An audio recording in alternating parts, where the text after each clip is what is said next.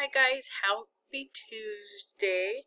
I hope it's Tuesday. I think I'm starting to lose my mind, but never mind.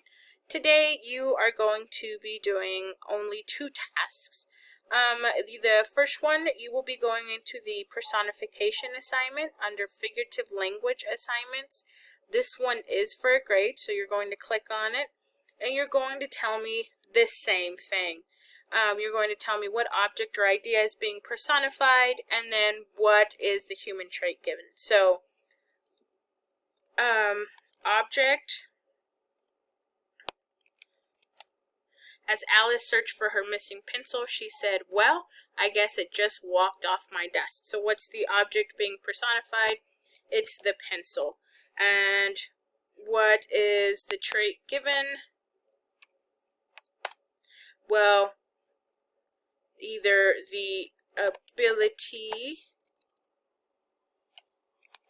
to walk, or I will also take if you just put walk. Because, as we all know, pencils don't have legs and then just walk off the desk.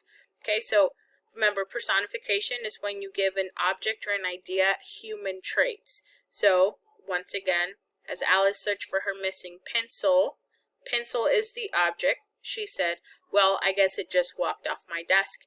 The trait or ability is the ability to walk or just walk. Okay? And I did that one for you. So that is the first thing that you're going to do.